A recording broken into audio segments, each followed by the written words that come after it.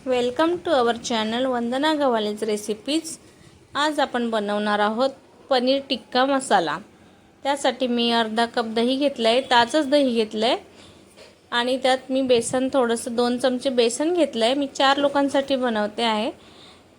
बेसन घेतलंय, त्यात हळद, तिखट, चाट मसाला, कसुरी मेथी, धने पावडर, मिरची पावडर, मीठ, आलं लसूण पेस्ट आणि थोडं लिंबू पण पिळायचं आहे।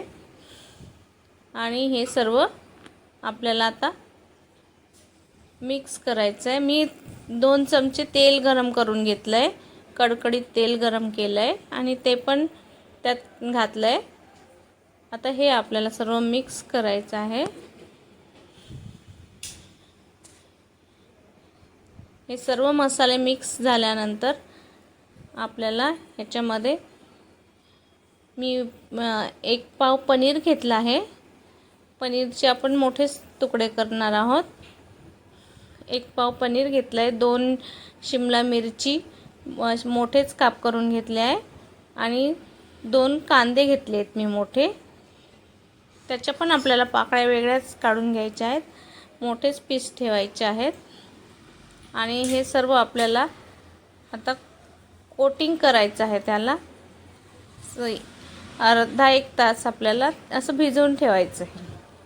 त्यानंतर मी एक कढई घेतली, कढई तापायला ठेवली, त्यात तेल घेतलंय। आता आपल्याला थोडं हे पनीर, कांदा आणि शिमला मिरची आहे ते थोडं वाफवून घ्यायचं आहे। जास्त नाही वाफवायचं आहे, थोडं 1-2 वाफ येऊ द्यायची आहे, म्हणजे ते थोडं सॉफ्ट होईल। आता दुसऱ्या कढईमध्ये मी तेल गरम करायला ठेवलंय, 2 पळी तेल घेतलंय। त्यात आपल्याला बारीक चिरून मी 2 कांदे घेतले मोठे, ते बारीक चिरून घेतले। आता आपल्याला कांदा भाजून घ्यायचा आहे,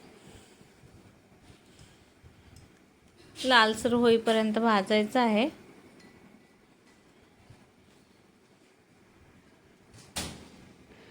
छान बारीक करून चिरून घ्यायचा आहे कांदा आणि गुलाबीसर होईस्तोवर परतायचं आहे। त्यात मी आता आलं लसूण पेस्ट घातली आहे। हे आपल्या ग्रेव्हीसाठी बनवते आहे मी। आणि 2 टोमॅटो घेतले आहेत, ते मॅश करून घेतले आहेत आणि मीठ पण घालायचं आहे। टोमॅटो आपला लवकर शिजेल याकरता थोडं परतून घ्यायचं आहे। टोमॅटो छानपैकी थोडा शिजला की त्यात हळद घालायची, लाल तिखट घालायचं आहे आपल्या आवडीनुसार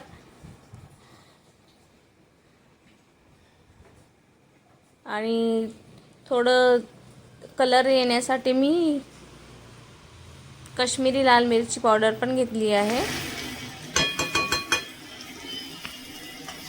आपण पनीरला पण लावलेलं आहे तिखट।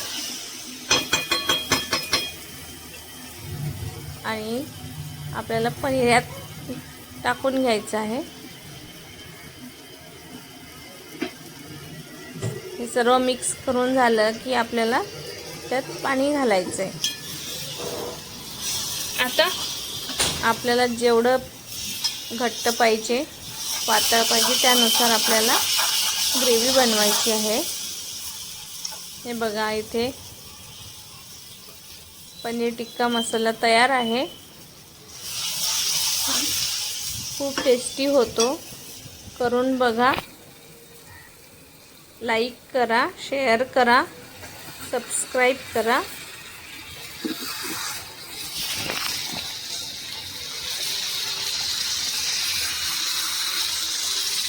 आता टाकायचं तिथे